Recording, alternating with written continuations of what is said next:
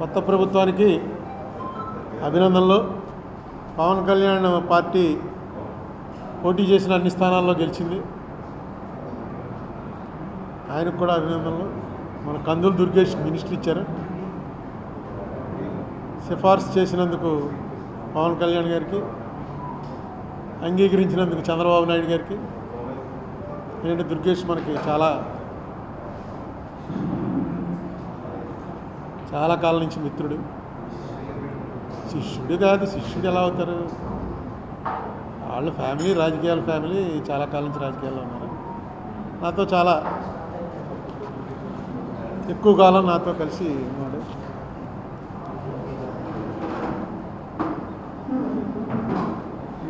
చంద్రబాబు నాయుడు గారికి సరైనటువంటి అవకాశం ఇప్పుడు వచ్చింది. ఆంధ్రప్రదేశ్ ప్రయోజనాల కోసం ఢిల్లీలో నిజంగా చక్రం తిప్పగలిగినటువంటి అవకాశం వచ్చింది. దీన్ని సరిగ్గా, ఎందుకంటే ఈయన నితీష్ కుమార్ వీళ్ళిద్దరి మీదనే ఆధారపడి ఉంది ప్రభుత్వం. కేంద్రంలో ఈ పరిస్థితులు వస్తాయని ఎవరు ఊహించలేదు. ఎందుకంటే మోడీ గారు అబ్ కీ బార్ 400 పార్ అన్నాడు, అది పని జరగలేదు. చివరికి ఆంధ్రప్రదేశ్లో వచ్చినటువంటి రిజల్ట్స్ మీదే ప్రధానంగా ఆధారపడి మోడీ గారు అక్కడ ప్రధానమంత్రి అయ్యే అవకాశం వచ్చింది. అందుకే ఆయన పార్లమెంట్లో మాట్లాడుతూ పక్కనే పవన్ కళ్యాణ్ని చూపించి ఏ పవన్ నహి ఆంధీ హై అన్నాడు. అంటే పవన్ అంటే గాలి, ఇది మామూలు గాలి కాదు, ఇది పెను తుఫాను. ఆంధీ అంటే తుఫాన్ కన్నా పెద్దది. ఉప్పెనలు, మన దివిసీమ ఉప్పెన అలాంటిదన్నమాట. నిన్న కూడా పదవి స్వీకారంకి వచ్చినప్పుడు చిరంజీవిని పవన్ కళ్యాణ్ని కావలించుకుని ఫోటోలు అవి దిగాడు.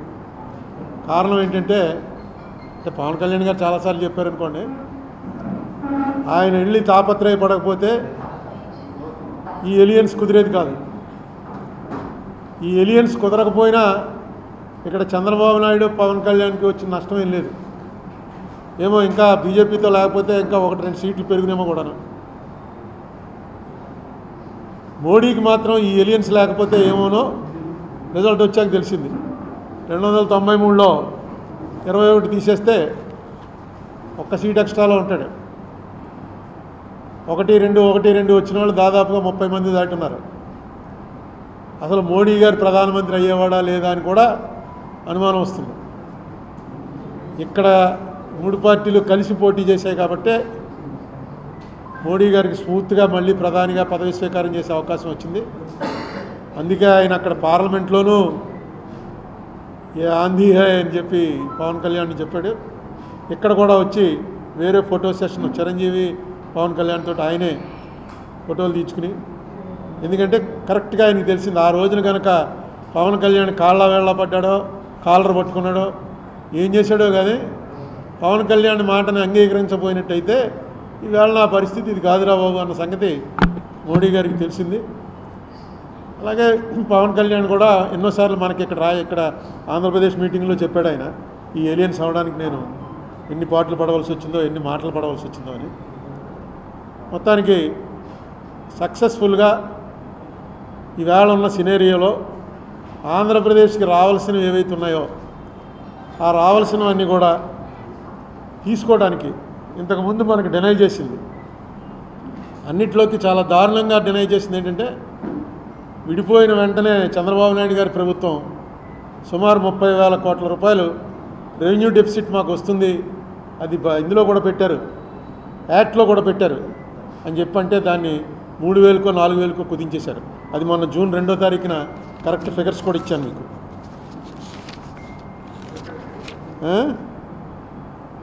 32,625 కోట్ల 25 లక్షల రూపాయలు ఏపీ గవర్నమెంట్ వారు అడిగితే లెక్కలేసి వాళ్ళు ఇచ్చింది 5,617 కోట్ల 89 లక్షలు ఇచ్చారు. ఇక అక్కడి నుంచి ప్రారంభమై ప్రతి దాంట్లోనూ కూడా పోలవరం మీరే అడిగితే ఇచ్చామని, పోలవరంలోనూ అలాగే 2014 రేట్లు ఇస్తామని, ఎందుకంటే పూర్తి మెజారిటీతో ఉన్నారు వాళ్ళు. ఈవేళ మీరేం చెప్తే జరుగుతుంది, మీరు దాన్ని జాగ్రత్తగా ఆంధ్రప్రదేశ్కి అనుకూలంగా స్పెషల్ కేటగిరీ స్టేటస్ విషయంలో కానీ, పోలవరంలో కానీ, విశాఖ స్టీల్ ప్లాంట్ విషయంలో కానీ, రైల్వే జోన్ విషయంలో కానీ, కడప ఉక్కు factory, Dugarajapatnam port, Kakinada petro complex, ఒక అగ్రికల్చర్ యూనివర్సిటీ, షెడ్యూల్ 9, షెడ్యూల్ 10లోని ఆస్తులు, ఇవన్నీ కూడా మీకు ఆ సమర్థత ఉంది, మీకు ఎందుకంటే ఎక్స్పీరియన్స్ ఉంది, అందరూ తెలుసు అక్కడ. ఈ సమయంలో మీరు రావటం, ఇంత పెద్ద మెజార్టీతో రావటం, దీన్ని ఆంధ్రప్రదేశ్ స్టేట్కి అనుకూలంగా మార్చేటువంటి ప్రయత్నం మీరు చేస్తారనే నమ్మకం ఉంది. చేయటానికి కావాల్సిన శక్తి మీకు కావాలని కోరుకుంటున్నాను. ఆర్ఎస్ఎస్ భగవత్ గారు నిన్న మొన్న చెప్పాడు, ఒక మంచి మాట చెప్పాడు. ఆయన అహంకారం పనిచేయదు, పబ్లిక్ లైఫ్లో అహంకారం పనిచేయదు అని చెప్పాడు. బహుశా అది మోడీ గారిని ఉద్దేశించి అయి ఉంటుంది. ఆయన 400 పారు ఇవన్నీ కూడా ఎలక్షన్ టైంలో చెప్తాం మనం, మాకు 3 లక్షల మెజార్టీ వస్తుంది, 30 లక్షల మెజార్టీ వస్తుందని. కానీ ఆయన ఒక మాట మాత్రం ఆఖరి ఫేజ్ ఎలక్షన్ జరగాల్సి ఉండగా ఒక మాట చెప్పాడు. అది ఆశ్చర్యం అన్నమాట. సాక్షాత్తు మనకు అవతార పురుషులు కూడా ఎవరు చెప్పలే ఆ మాట.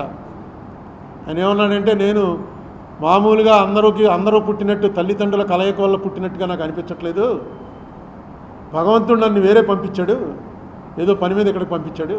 అందరినీ భగవంతుడు పని మీదే పంపిస్తాడు. ఆ మాట మనం అనుకోవడం కాదు, ప్రజలు అనాలి. ఈయన కారణ జన్ముడండి అని.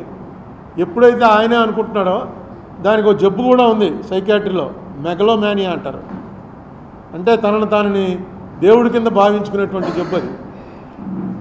అదేంటో చాలా విచిత్రంగా ఆయన అలా అంటాడు అనుకోలేదు. ఎందుకంటే ఆయన చాలా గొప్ప స్పీకర్. ఆయన ఇవాళ భారతదేశంలో ఆయన్ని మించి హిందీలో స్పీచ్ ఇవ్వగలిగినటువంటి మనిషి ఇంకోటి లేడు. అంత గొప్ప స్పీకర్ ఎందుకు రాంగ్ అంటే బహుశా అది దృష్టిలో పెట్టుకునే భగవత్ గారు ఆ మాట అని ఉంటాడు. అహంకారం అనేది తలకెక్కితే చాలా ప్రమాదంలో పడిపోతాం. మోడీ గారు కూడా ఇప్పుడు బాగా కంట్రోల్ అయ్యాడు. ఆయన ఒక్కళ్ళకిలో కానీ ఆయన బిహేవియర్ ఇది కానీ చూస్తున్నట్టయితే చాలా కంట్రోల్ అయ్యాడు. నాకు ఎప్పుడు కూడా బీజేపీ ప్రభుత్వం రావడానికి నేను ఎప్పుడు వ్యతిరేకం కాదు. ప్రతిపక్షం కూడా బలంగా ఉండాలి. ప్రతిపక్షం లేని డెమోక్రసీయే కాదు. ఇప్పుడు ప్రతిపక్షం ఆంధ్రప్రదేశ్లో 11 స్థానాలకు వచ్చేసింది. స్థానాలు 11 వచ్చినా 2019 ఎలక్షన్లో చంద్రబాబు నాయుడు గారికి ఎన్ని ఓట్లు వచ్చాయో అంతకన్నా 1-2 ఓట్లు ఎక్కువ వచ్చాయి జగన్కి. ఇప్పుడు స్థానాలు 11 వచ్చినా ప్రతిపక్ష పాత్ర మీరు నిర్వర్తించడంలో విఫలమైతే మాత్రం ప్రజాస్వామ్యానికి అర్థమే లేదు. మనం 14లో చూసాం. ఏడాదిన్నర ముందో జగన్మోహన్ రెడ్డి బాయ్కాట్ చేసి అసెంబ్లీని బయటకు వచ్చేసాడు. అసెంబ్లీకి ఎవడో వెళ్ళడం మానేశాడు. అలాగే 19లో చూసాం, చంద్రబాబు నాయుడు గారు బాయ్కాట్ చేసి బయటకు వెళ్ళిపోయారు. ఎక్కడ కూడా అసెంబ్లీ ఏమీ జరగలేదు. ఇప్పుడన్నా కనీసం ఉన్నది 10 మంది అయినా అసెంబ్లీలో కరెక్ట్గా మీరు ఏం చేయాలి. ఎందుకంటే అత్యున్నత వేదిక అది. ఏం అడగాలనుకుంటున్నారో ఏం చేయాలనుకుంటున్నారో చేయండి. అయిపోయింది. అప్పుడు 23 వచ్చినప్పుడు మీరు చెప్పారు 23 స్థానాలు వచ్చాయి, ఇంక అయిపోయింది చంద్రబాబు నాయుడు చాప్టర్ క్లోజ్ అని. ఇవాళ ఏమైంది? మీకు 11 స్థానాలు వచ్చినప్పుడు వాళ్ళు అంటారు మీ చాప్టర్ క్లోజ్ అని. చాప్టర్లు ఏవి క్లోజ్ అవ్వవు. మీకు ఒక ఉదాహరణ చెప్తాను. ఇదేదో నేను ఊహించి చెప్తుంది కాదు. 1989లో ఇక్కడ సీనియర్లకు తెలిసి ఉంటుంది.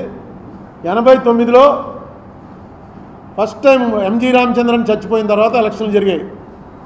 అంతకుముందు ఆ ఎంజీ రామచంద్రన్ గారి భార్య జయలలిత ఇద్దరు కూడా పార్టీ నాదంటే నాదని కొట్టుకున్నారు. 89 ఎలక్షన్లో క్లియర్గా 169 సీట్లు కరుణానిధి గారి పార్టీకి వచ్చాయి, 30 సీట్లు జయలలిత గారి పార్టీకి వచ్చింది. కరుణానిధి గారు సీఎం అయ్యాడు. నెక్స్ట్ 91లో రాజీవ్ గాంధీ గారు చచ్చిపోయిన తర్వాత అనుకుంటాను ఈ ఎల్టీటీఈకి కరుణానిధికి సంబంధాలు ఉన్నాయనే దీంతో కరుణానిధి ప్రభుత్వాన్ని రద్దు చేశారు. రద్దు చేసి మళ్ళీ ఎలక్షన్లు వచ్చాయి. మళ్ళీ ఎలక్షన్లు వస్తే జయలలితకి 225, కరుణానిధికి 7 సీట్లు. ఎక్కడ 169 తక్కువని 7కి పడిపోయాడు. రూలింగ్లోంచి అపోజిషన్లోకి మెజరబుల్ అపోజిషన్. కానీ ఏడుస్తూ ఇంట్లో కూర్చోలా, నడిపాడు 5 ఏళ్ళు ప్రతిపక్ష పాత్ర నడిపాడు 7గురితోటే.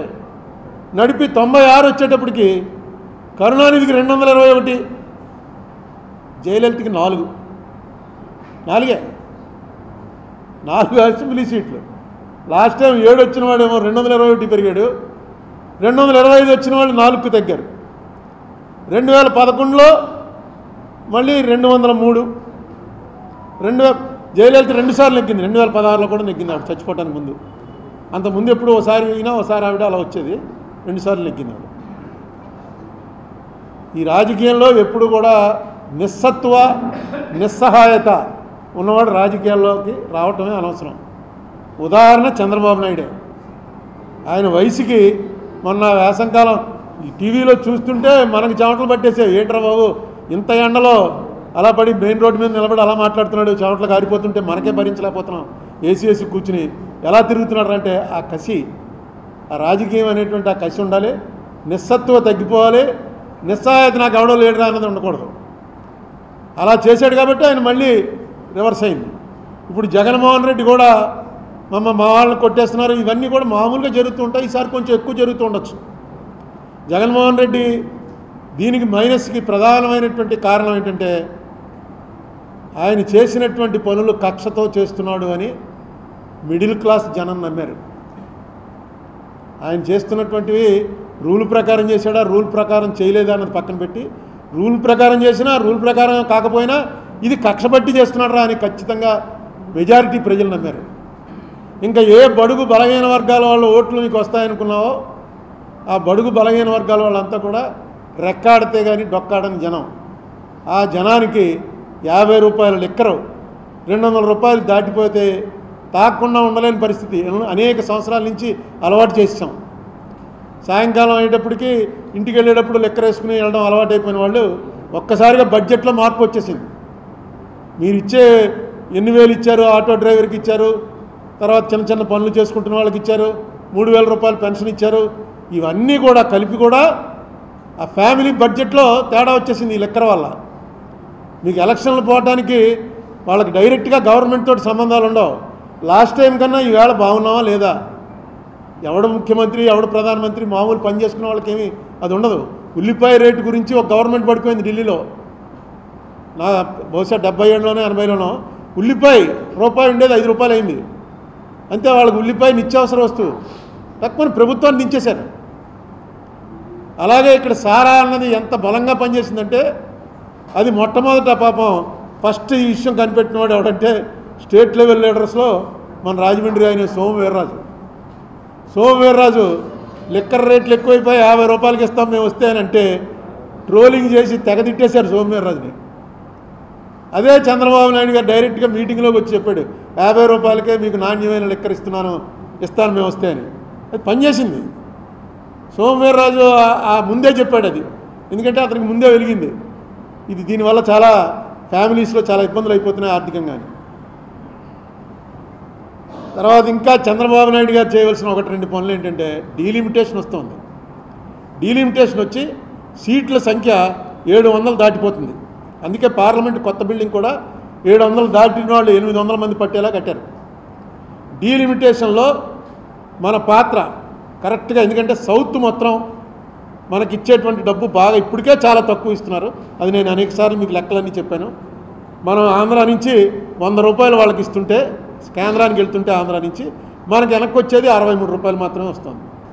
అదే ఉత్తరప్రదేశ్కి 100 రూపాయలకి 120 రూపాయలు వెళ్తుంది, బీహార్కి 140 రూపాయలు వెళ్తుంది.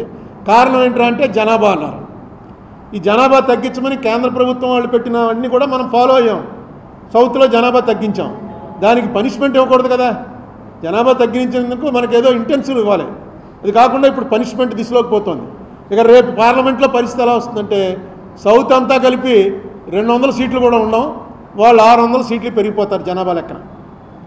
పెరిగిపోతే వచ్చేటువంటి ప్రమాదం, సౌత్కి వచ్చేటువంటి ప్రమాదాన్ని ఎలా నివారించాలి అనే విషయం కూడా సౌత్లో ఇప్పుడు ఉన్నటువంటి లీడర్స్లో చంద్రబాబు నాయుడు గారికి కనెక్షన్లు ఉన్న లీడర్ కాబట్టి, అన్ని పార్టీల్లో కనెక్షన్లు ఉన్నాయి కాబట్టి ఆయన చేసి దాని విషయం కూడా దృష్టి పెట్టాలి.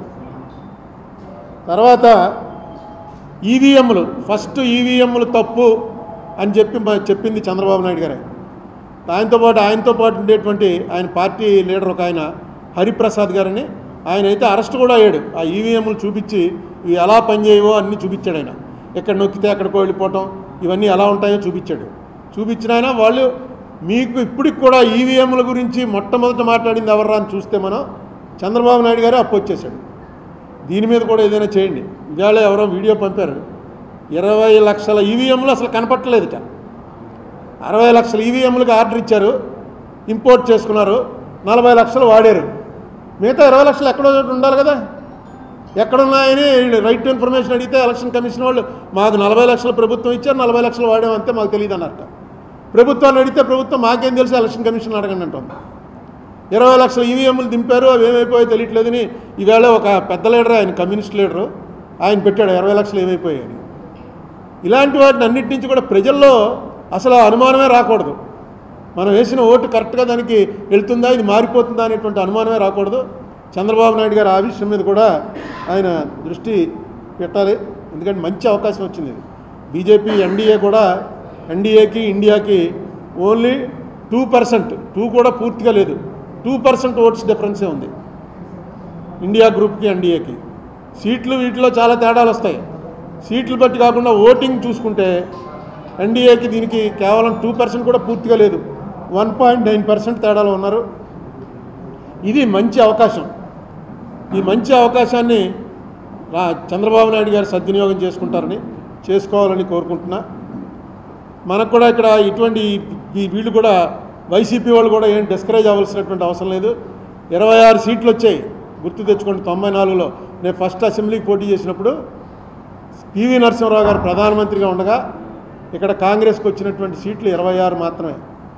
ఏది 294కి 26, 296కి 26 వచ్చింది.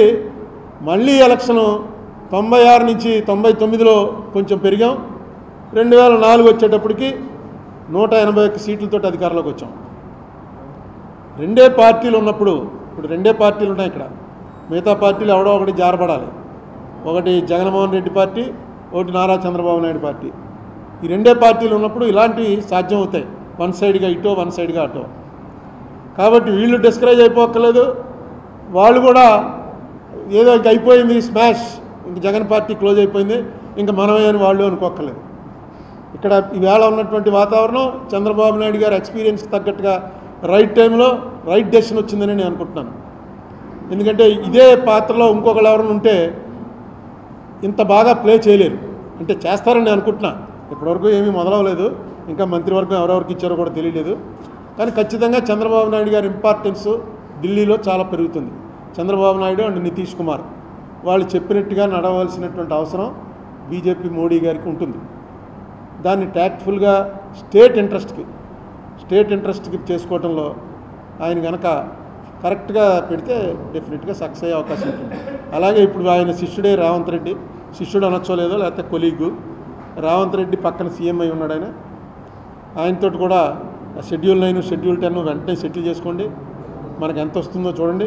అది కూడా మొన్న ఎఫిడేవిట్లో వేసిన ప్రకారం,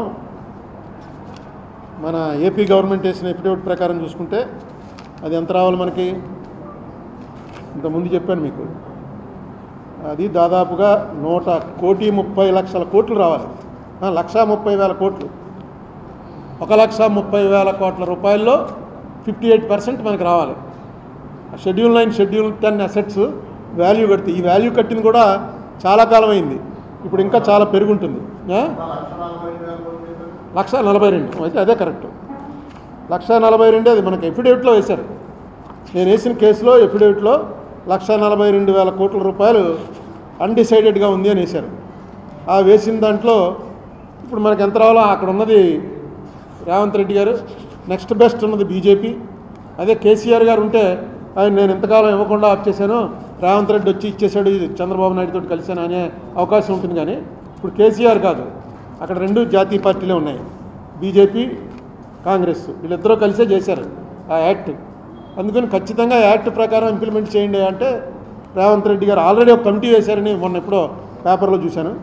రేవంత్ రెడ్డి గారు ఖచ్చితంగా, చంద్రబాబు నాయుడు గారు అంటే వీళ్ళిద్దరికీ కూడా కొంత పాత పరిచయాలు, ఆ క్లోజ్నెస్ ఉంది కాబట్టి దాన్ని కూడా స్టేట్ ఇంట్రెస్ట్కి వాడాలని కోరుకుంటున్నా.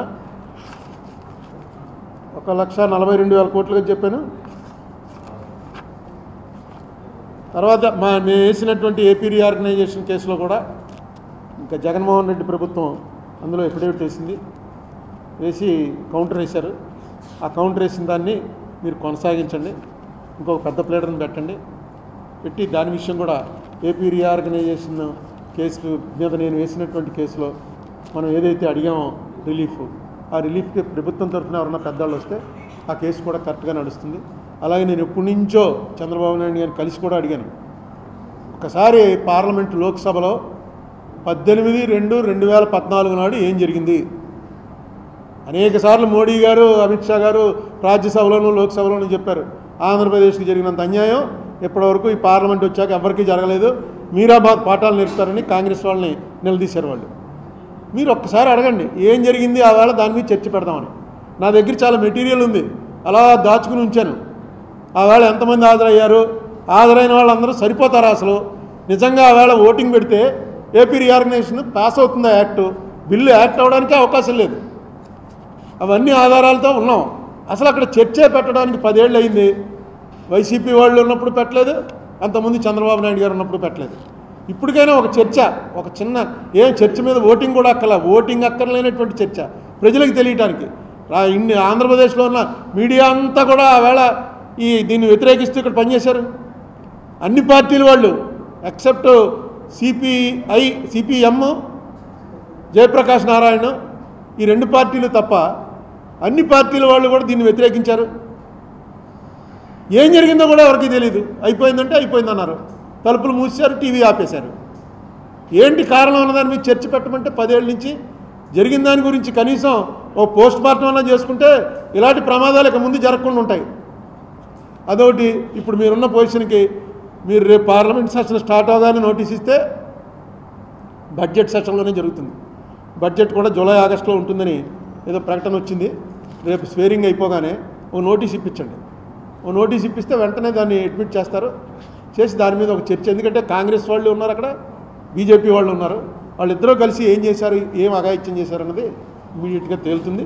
తేలటం వల్ల వచ్చేటువంటి ప్రయోజనం ఏంటంటే ఆంధ్ర వాళ్ళు వదలలేదురా, వాళ్ళకి జరిగినటువంటి నష్టం దేశం చేత ఒప్పించారు, ఆ వేళ తప్పు చేశారు మీరు అని యావత్ భారతదేశం చేత పార్లమెంట్లో ఒప్పించారు అనేటువంటిది చిన్న ఇది ఎఫెక్ట్ కాదు. లేకపోతే మనల్ని అసలు వీళ్ళు ఏమీ లేదురా అధికారం కోసం కొట్టుకోవడమే తప్ప వీళ్ళకి ఏదో కాంట్రాక్ట్లు ఇవ్వడం, ఆ కాంట్రాక్టర్లకు ఇస్తున్నావా లేదా, వాళ్ళే నడుపుతారు ఆంధ్రాలో రాజకీయాలని, పొలిటీషియన్లకు ఏం సంబంధం లేదని ఏదైతే ఒక ఇంప్రెషను నార్త్ ఇండియాలోకి వెళ్ళిందో దాన్ని వెంటనే మనం ఆపుకోవాల్సినటువంటి అవసరం ఉంది. అదే విషయం చేత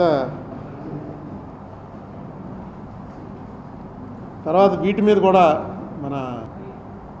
మొన్న పెద్ద గొడవ అయింది కదా, డొనేషన్లు అవి దాన్ని ఏమన్నారు, బాండ్స్, ఎలక్టోరల్ బాండ్స్, దాని మీద కూడా ఒకసారి చర్చ పెట్టించి, ఎందుకంటే ఇవన్నీ మోడీ గారు వన్ సైడ్గా చేసుకుంటూ పోయినటువంటివి.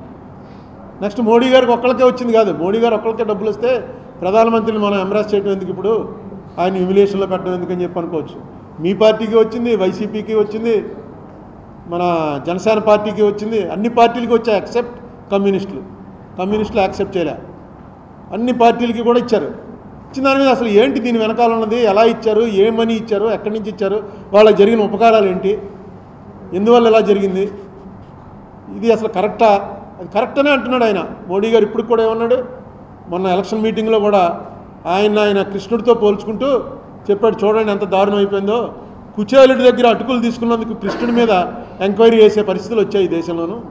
అంటే ఈ డబ్బులు ఇచ్చిన వాళ్ళందరూ కూడా కుచేలులు, మోడీ గారు కృష్ణుడు, వాళ్ళ దగ్గర ఇదే ఏదో అటుకులు తీసుకుని తింటే దాని మీద కూడా ఎంక్వైరీలు వేయించి కమిషన్లు వేయించి కోర్టులకు ఎక్కుతున్నారు, చూడండి ఎంత అన్యాయమో అని చెప్పాడు ఆయన.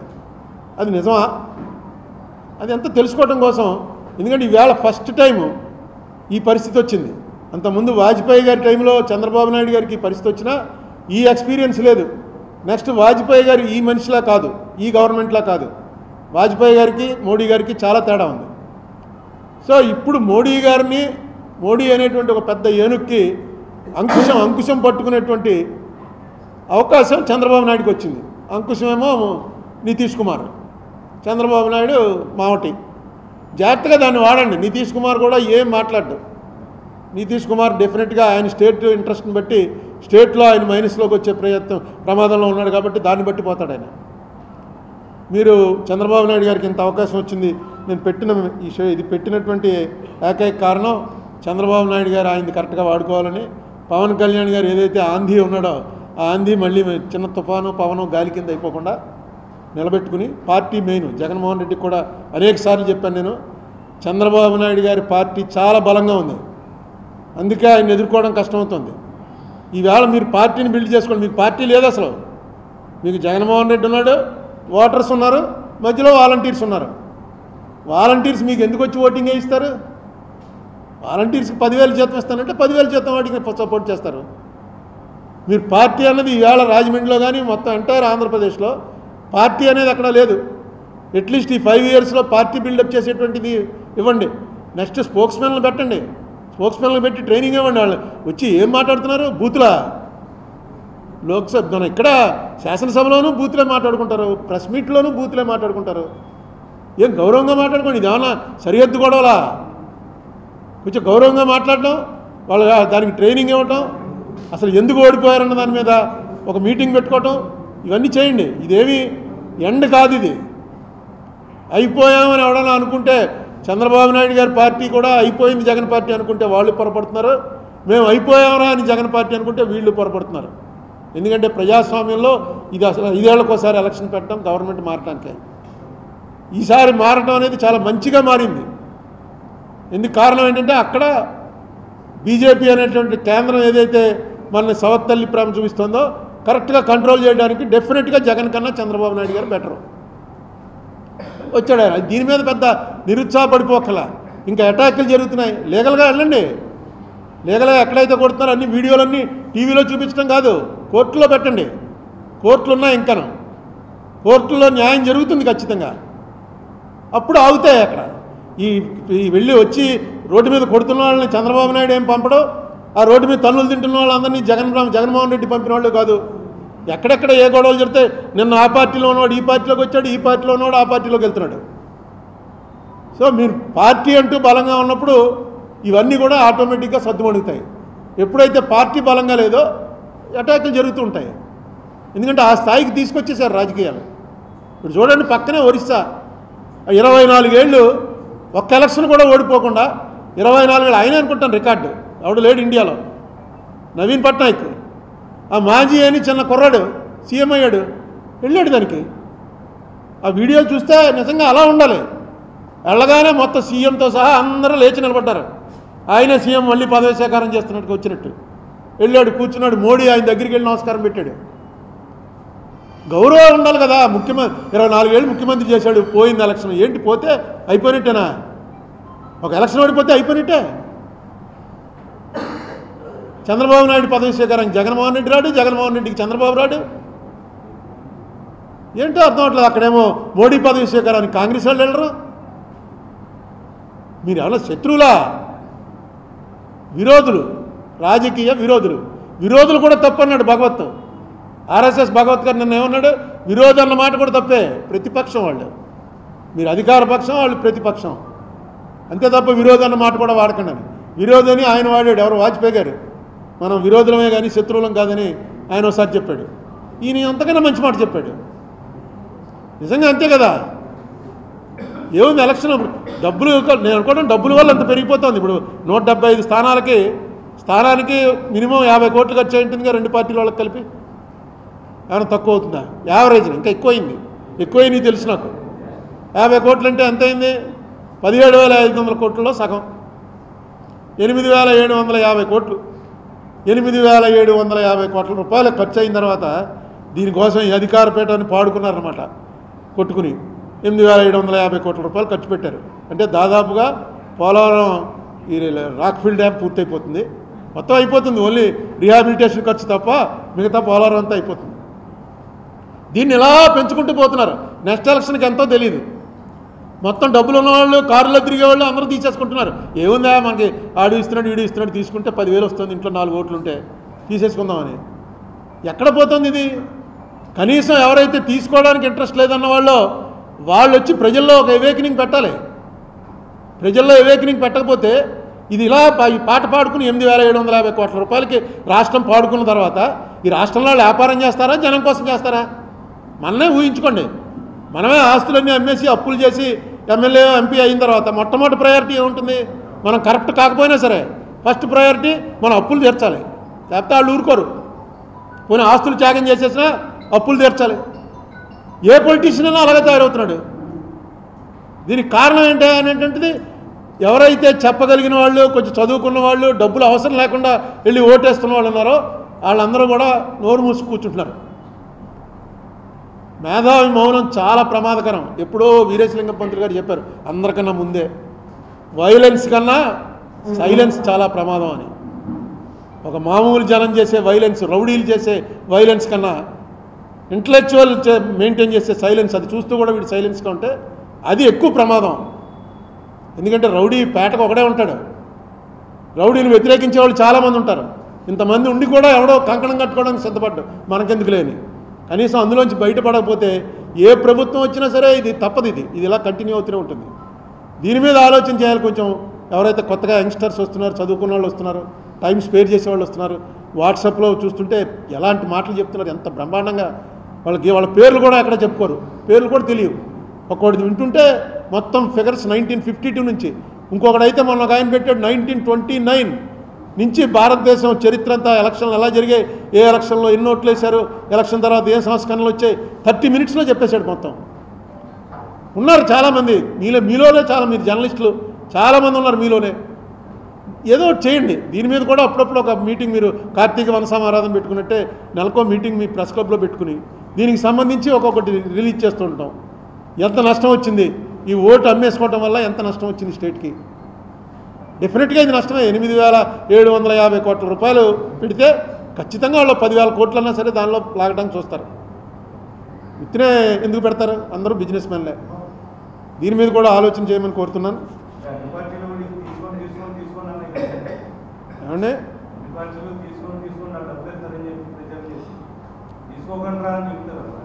అందరూ ఎవరు వచ్చినా ఏమని చెప్పాను, 91లోనా 94కి డబ్బులు లేవు అసలు. నువ్వు పొరపడ్డావు మిస్టర్. అసలు 5 పైసలు ఇవ్వలేదు. అసలు నా దగ్గర ఉంటే కదా, అలాగా ఎప్పుడూ ఇవ్వలే. నీకు 94 7 నియోజకవర్గాల్లో, ఈస్ట్ గోదావరిలో 6, ఈస్ట్ గోదావరి 6 నియోజకవర్గాల్లో ఎక్కడా కూడా ఓటుకోలే. కొవ్వూరులో జరిగింది. వెస్ట్ గోదావరి ఎప్పటి నుంచో ఉంది అలవాటు. నాకు పార్టీ ఇచ్చింది, మీరందరూ ఇచ్చింది. నా సొంత డబ్బులు అయితే డిపాజిట్ జైన్ వెళ్ళి డిపాజిట్ వేసాడు, జైన్ కట్టేశాడు అశోక్ కుమార్ జైన్. ఏది నేను డబ్బులు ఇస్తానంటే తీసుకోలేదు. అప్పుడు ఎంత 5,500 ఎంతో డిపాజిట్ సరిగ్గా గుర్తులేదు. నాకు అయిన ఖర్చు 11 లక్షల రూపాయలు అయింది. అందరికీ డబ్బులు ఇచ్చిన వాళ్ళందరికీ ఒక కార్డు మీద రాసి పంపించాను. ఎవరో నాకు ఇచ్చిన డోనర్స్ పేర్లు, ఎంత ఖర్చు అయింది రాసి, పార్టీ ఇచ్చింది ఎంత, డోనర్ల పేర్లు, రామనారాయణ 1000 రూపాయలు, కృష్ణకుమార్ 500 రూపాయలు అని రాసి కార్డులు అందరికీ పోస్ట్ చేశాను. స్కిల్ డెవలప్మెంట్లో ఇప్పుడు చంద్రబాబు నాయుడు గారే సిబిఐకి అప్పచెప్పేస్తాడు. ఎందుకంటే నేను వాళ్ళు ఊరికే వచ్చి అనవసరంగా సెంట్రల్ జైలు దగ్గరికి వచ్చి చంద్రబాబు గారిని చూడడం, బయటకు వచ్చిన బూతులు తిట్టడం, ఇంటికి వెళ్ళిపోవడం, ఇదే చేశారు. ఎందుకు చేశారో నాకు అర్థం అలా. ఇప్పుడు జగన్మోహన్ రెడ్డి గవర్నమెంట్ కేసు పెట్టింది, అన్యాయంగా పెట్టింది, చంద్రబాబుని అరెస్ట్ చేసింది, లోపల పెట్టింది. ఇదేగా వాళ్ళ ఆరోపణ. అంటే వదిలేస్తారా? ఇప్పుడు అన్యాయంగా వచ్చి పెట్టాడు అని చెప్పి ఎంత గొడవ చేసినా వదులుతారా? సిబిఐకి అప్పచెప్తే న్యాయం జరుగుతుంది కదా. వీళ్ళ ముందు ఉన్నటువంటి ఆఫీసర్ని తప్పిస్తే స్టేట్ గవర్నమెంట్ని తప్పించి సిబిఐకి వేయాలని అలా పెట్టినందుకు ఏడవలసింది ఎవరు? రూలింగ్ పార్టీ వాళ్ళు ఏడవాలి, మా మీద నమ్మకం లేదా అని. విచిత్రంగా ఈయన పార్టీ వాళ్ళు మరి ఏముందో వీళ్ళకి, బీజేపీకి అప్పుడు సంబంధాలు ఏంటో నాకు తెలియదు, కానీ వీళ్ళు తిట్టేశారు మొత్తం. అసలు నన్ను తిట్టకుండా రాజమండ్రి నుంచి వెళ్ళినవాడు ఎవడలేడు. వచ్చిన వాళ్ళు అందరూ తిట్టడం ఏంటో నాకు అర్థం అవ్వాలి. నేను ఏమన్నా అందులో చంద్రబాబు నాయుడు గారు ఇది చేశాడు కాబట్టి ఆయన ఏమని చేయండినో అలాంటిది ఏదో పెడితే అర్థం ఉంది. ఆయనే తీసుకున్నాడు, మళ్ళీ వకాలతో ఆయనే వేసాడు, ఇంకెవరూ తీసుకోవాలిగా నోటీసులు, ఎవరు నోటీసులు తీసుకోవాలా, అడ్రస్ నాట్ అవైలబుల్ అని అలా తప్పించుకున్నారు. ఈయనకు ఒకటికి నోటీస్ వెళ్ళింది, అచ్చెన్నాయుడు గారికి తీసుకున్నాడు ఆయన, కానీ వకాలతో ఇలా. చంద్రబాబు నాయుడు గారు వకాలతో కూడా వేశాడు. వకాలతో వేశారు కాబట్టి మళ్ళీ వచ్చినప్పుడు అవుతుంది. దాని మీద ఇంక నేను వీళ్ళకేదో సిబిఐ ఎంక్వైరీ అయితే కరెక్ట్గా వస్తుందిరా అనుకుంటే వీళ్ళు ఏడు చేస్తుంటే ఇంకేం చేస్తాం? నిన్ను కొట్టాడండి ఎవరోనో, ఇక్కడ ప్రకాశ్ నగర్ పోలీస్ స్టేషన్కి వెళ్ళి కంప్లైంట్ ఇచ్చావు, అది నన్ను కొట్టాడని. ఆ పోలీసును కొట్టినాడు ఒకటే. నేను అలా రోడ్డు మీద పోతూ ఆపి ఈ స్టేషన్లో కదా, నువ్వు వెళ్ళి ఎస్పీకి ఈ స్టేషన్ నాకు వీలు లేదని చెప్పు, వీళ్ళంతా కలిసిపోయినారని చెప్పు అని అన్నాను. అంటే నువ్వు బయటకు వచ్చి నన్ను నమ్మగా కొడితే నేనేం చేయను?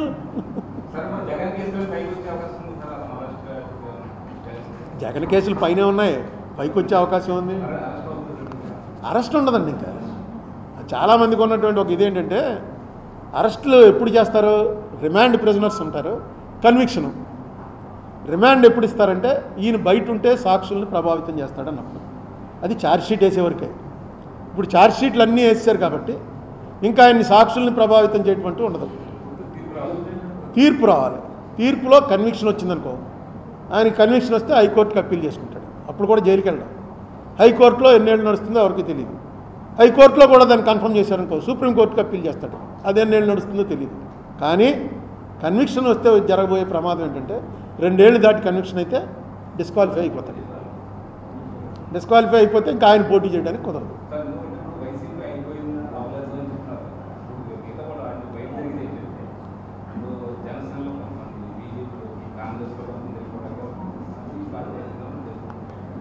వెళ్ళిపోతారు కాదు, మీకు ఒకటే తెలుసుకోండి, ఈవేళ లీడర్స్ తోటి జనం లేరు. జనం ఉన్నది పార్టీస్ తోటి ఉంటున్నారు. ఆ పార్టీలో లీడర్ ఈ పార్టీకి మారినా, ఈ పార్టీ లీడర్ ఆ పార్టీకి మారినా, ఆఖరి నిమిషంలో ఇటేపు నుంచి అటేపు వెళ్ళిపోయినా అక్కడ వేవే మారట్లా. ఇదేంటో నిన్నటి వరకు జగన్మోహన్ రెడ్డిని పొగుడుకుంటూ వెనకాల తిరిగినవాడు ఈవేళ సడన్గా వచ్చేసి నేనే టీడీపీ అంటున్నాడని ఎప్పుడో చోట్ల చూస్తే చంద్రబాబు నాయుడు మొహం, పవన్ కళ్యాణ్ మొహం, ఇక్కడ జగన్మోహన్ రెడ్డి మొహం. నెగ్గితే వాళ్ళు నెగ్గినట్టు, ఓడిపోతే వాళ్ళు ఓడిపోయినట్టు.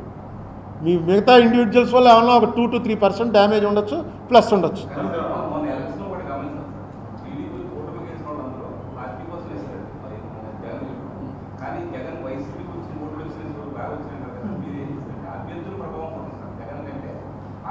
కరెక్టే, ఇది ఈ థీరీ ప్రూవ్ చేయలేని థీరీ. కేసీఆర్ని అదేగా అన్నారు, అభ్యర్థులు మార్చుంటే నెగ్గును, మార్చలేదు కాబట్టి ఓడిపోయాడు. ఇది ఏది కూడా ప్రూవ్ చేయలేని థీరీ, అయిపోయిన తర్వాతే చెప్తారనమాట. కానీ ఒకటి మాత్రం, మొన్న ఇది జగన్మోహన్ రెడ్డిని దించటమే ఈ ఎలక్షను, ఇంకా మిగతావన్నీ పక్కనెట్టండి, జగన్మోహన్ రెడ్డిని దించటమే ఈ ఎలక్షను అని ప్రజల్లో ఆలోచన మార్చిన వాడు మాత్రం పవన్ కళ్యాణ్. ఎందుకంటే వాడు బీజేపీ ఎలియన్స్లో ఉంటూ వాళ్ళతో కన్సల్ట్ చేయకుండా ఇక్కడికి వచ్చి జైలు దగ్గర ఆయన ప్రకటించాడు. ఆ ప్రకటించడంతో ఓకే, వాళ్ళు వచ్చినా రాపోయినా పవన్ కళ్యాణ్ వచ్చేస్తాడు రా మనతో. పవన్ కళ్యాణ్ రావటమే నేను అనేకసార్లు చెప్పాను, డెడ్లీ కాంబినేషన్. అది కాపు కమ్మ కలవటం అనేది చాలా డెడ్లీ కాంబినేషన్. అది అనౌన్స్ అయిపోయింది. తర్వాత మరి ఎవరు కాళ్ళు చెప్పాను, కాళ్ళు పెట్టుకున్నాడో ఏం చేశాడో కానీ బీజేపీని కూడా ఒప్పించి తీసుకొచ్చాడు. బీజేపీకి మంచిది అవుతుంది. వీళ్ళిద్దరే వెళ్ళుంటే ఇంకా సీట్ ఎక్కువ వచ్చినేమో. ఇక్కడ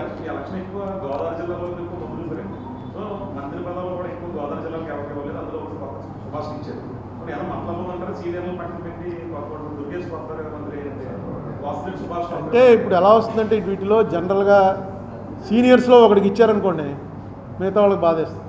సీనియర్స్ అందరినీ పక్కన పెట్టాడు అనేటువంటి ఒక ఫీలింగ్ ఎప్పుడైతే వెళ్తుందో, నెక్స్ట్ ఈవేళ ఉన్న పరిస్థితుల్లో నేను రేపు ఎలక్షన్ నెగ్గి మంత్రి అవ్వాలరా అనేటువంటి ఆ అంబిషన్ తోటి వచ్చినోడు ఎవరు జగన్ ఓడిపోవాలరా అన్నది తప్ప, మొన్న ఎలక్షన్లో ఇంకేం కనబడలా. జగన్ ఓడిపోవాలరా అన్నది ఫస్ట్ లాస్ట్ అదే ఒకటే విషయం అనమాట. ఎజెండా ఒకటే, ఆ ఎజెండా సెట్ చేసింది డెఫినెట్గా పవన్ కళ్యాణ్.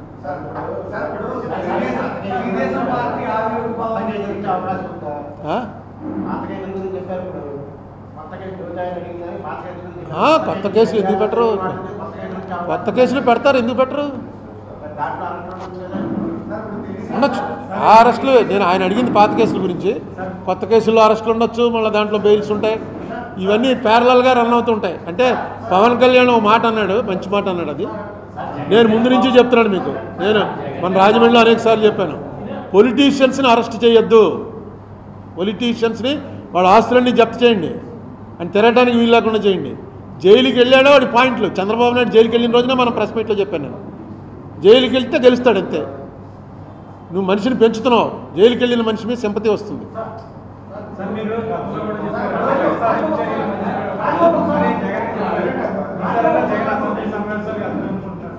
వెళ్ళాలి, జగన్ వెళ్ళాలి ఖచ్చితంగా. మధ్యలో అలగటం, పోవటం, బయటికి పోవటం ఇవన్నీ చేయకండి. చంద్రబాబు నాయుడు గారు బయటికి పోయింటే ఆ వేళ చాలా పెద్ద హ్యూమిలియేషన్. అది మనం వెంటనే ప్రెస్ మీట్ పెట్టి కూడా చెప్పాం. అసలు ఆ టైప్ ఆఫ్ డిబేట్లు ఆపండి. ఆ టైప్ ఆఫ్ డిస్కషన్ వల్ల ఏం ప్రయోజనం లేదు. ఏదో ఎలిమెంటరీ స్కూల్లో పిల్లలు దెబ్బలాడుకుంటున్నట్టు, అది వాళ్ళు కూడా దెబ్బలాడుకోవట్లేదు. ఇప్పుడు వాళ్ళు చాలా గౌరవంగా మాట్లాడుకుంటున్నారు.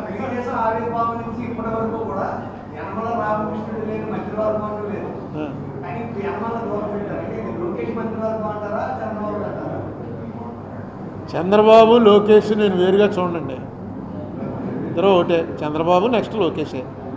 మీకేమైనా అనుమానమా? నాకేం అనుమానం లేదు. వారసత్వాలు గైరసత్వాలు అనేవి ఇక్కడ ఇండియాలో ఖచ్చితంగా నడుస్తాయి, అన్ని స్టేట్లలో నడుస్తున్నాయి. ఇప్పుడు మమతా బెనర్జీ పెళ్లి చేసుకోలేదు, ఏం చేస్తుందని తీసుకొచ్చి మేనాలుండి పెట్టిందిగా. ఎవరన్నా నమ్మాలి కదా. ఓన్లీ కాంగ్రెస్, ఇందిరాగాంధీ, నెహ్రూ అనేవారు. ఇప్పుడు అయ్యే పార్టీ చూసుకోండి, ఎక్కడో 2-3 చోట్ల నవీన్ పట్నాయక్, ఎందుకంటే వాళ్ళు పెళ్ళిళ్ళే చేసుకోలేదు.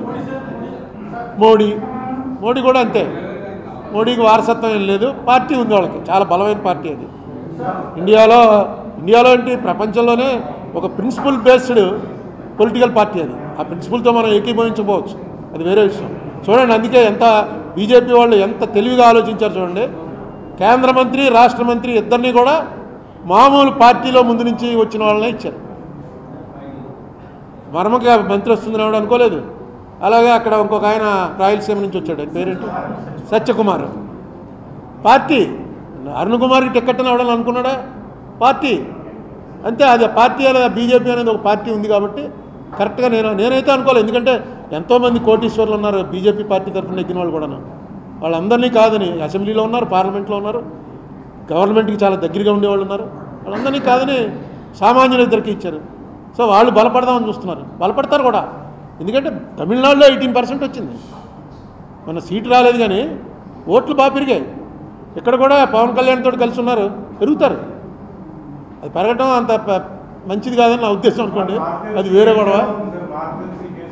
మాట్లాడుతున్నవన్నీ ఒప్పుకుంటున్నారేంటి? మనం మాట్లాడుతున్నాం, ఏమన్నా ఒప్పుకున్నారా ఇప్పటి వరకును? ఏదో మన గోల మంది, వాళ్ళ గోల వాళ్ళది.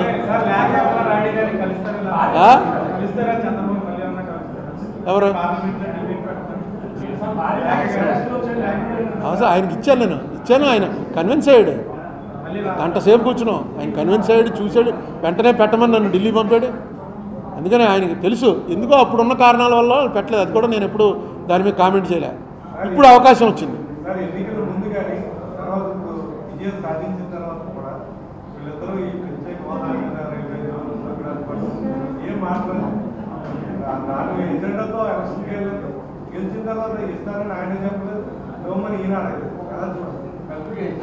అడుగుతారంటే ఇప్పుడు ఇంకా టూ ఎర్లీ. మనం చెప్పానుగా, మొన్న ఎలక్షన్లో అసలు ఇవేవి ఇష్యూలు కాదు. మొన్న ఎలక్షన్లో ఒకటే ఇష్యూ, జగన్ ఉండాలా పోవాలా, అదే ఇష్యూ. జగన్ పోవాలన్న వాళ్ళందరూ ఒకవైపు ఉన్నారు, జగన్ ఉండాలన్న వాళ్ళందరూ ఒకవైపు ఉన్నారు. అది వాళ్ళు కూడా దగ్గర 40%కి వచ్చారు. సరిగ్గా చంద్రబాబు నాయుడు గారికి 2019లో వచ్చిన ఓట్లకి ఇప్పుడు జగన్కి వచ్చిన ఓట్లకి 0.2-0.3% తేడా, అంతే. 39.2 ఆయనకి వస్తే అంతకన్నా ఎక్కువ వచ్చాయి, జగన్కే ఎక్కువ వచ్చాయి 0.6.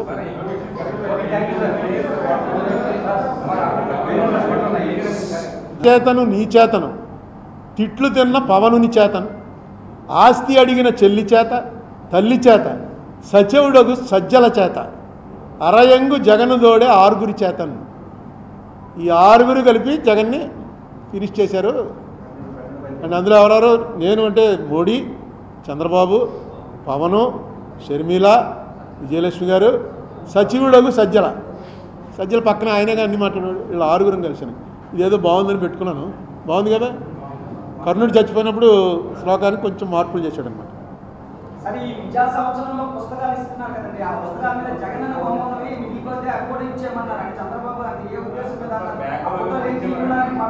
మళ్ళీ పుస్తకాలు ప్రింట్ చేయడం ఎందుకని? మన దగ్గర డబ్బులు లేవు, అదే తెలంగాణలో ఆపేయమన్నారు. ఎందుకంటే వాళ్ళకి డబ్బులు ఉన్నాయి. అదే మన విభజన, మనకి విభజనలో జరిగిన అన్యాయం అదే. అక్కడ రేవంత్ రెడ్డి మంచి నిర్ణయం. ఈ పుస్తకాలు పేర్లు, ఎన్టీఆర్ పేరు తీసి వైఎస్ఆర్ పేరెట్టి, వైఎస్ఆర్ పేరు తీసి ఎన్టీఆర్ పేరెట్టి, వీటి వల్ల ఏమి ఒక్క ఓటు రాదు. ఆ పెయింటింగు, అది చేసేటువంటి డబ్బులు కూడా వేస్ట్.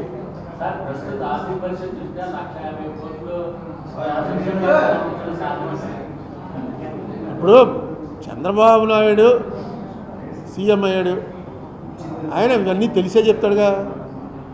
జగన్ అన్నవాడు నవరత్నాలు ఇచ్చాడుగా, అప్పుడు పరిస్థితి బాగోలేదు, ఇచ్చాడు. ఈయన అంతకన్నా ఎక్స్పీరియన్స్డ్. సో డెఫినెట్గా ఇవన్నీ చెప్పేటప్పుడు ఎంతో కొంత చూసుకుని ఉంటారు. తర్వాత ఏం చేస్తారో తెలియదు, కానీ ముందు ఆల్రెడీ 7,000 ఇచ్చామన్నాడుగా, 7,000 ఇచ్చేస్తారు. నేను అనుకోవటం నెక్స్ట్ ఒక ఈ నెలాఖరు అయ్యేటప్పటికి లెక్కర్ దాంట్లో కూడా ఫైనలైజ్ చేస్తారు. ఆల్రెడీ టెండర్లు పిలుస్తున్నట్ట, మళ్ళీ పూర్వంలాగే ప్రైవేట్కి ఇచ్చేయడానికి. ఇప్పుడు వాళ్ళకి తెలుసు, జగన్కి అయితే first time CM, Chandrababu Naidu ఎన్నోసారి, ఇది 4వ సారి 5వ సారి, 4వ సారి. తెలుసు కదా ఏంటి ఎలా నడుస్తుంది ఏంటి తెలుసు, చేస్తారు ఖచ్చితంగా. నేను చెప్పానుగా ఈవీఎంలతోటి ప్రతి ఎలక్షన్లో చెప్తున్నారు. ఇప్పుడు ఎలా తయారైందంటే చూసుకోండి పాత పేపర్లు అని పేపర్లు కూడా పెడుతున్నారు.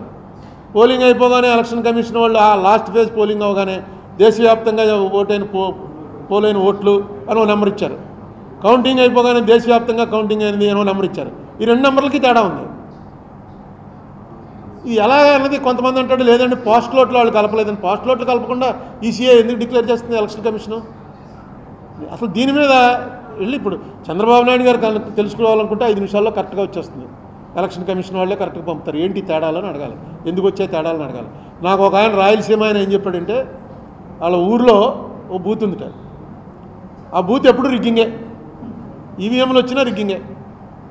లాస్ట్ టైం ఆ ఊరిలో ఆ రిగ్గింగ్ చేసే మనిషి ఒక పార్టీలో ఉన్నాడు, ఈసారి ఈ పార్టీలోకి వచ్చాడు.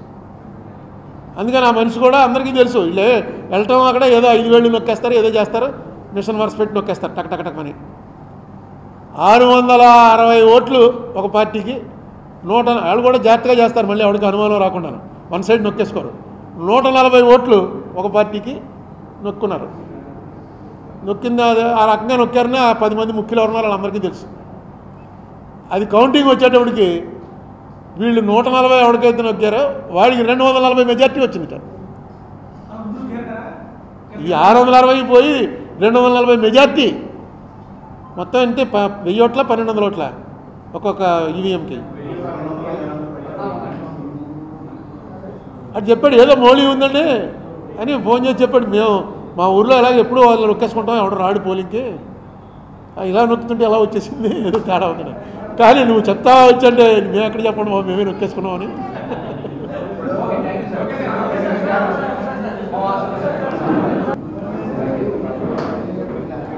అదేంటిది కింద napkin paper napkin. Okay, thank you.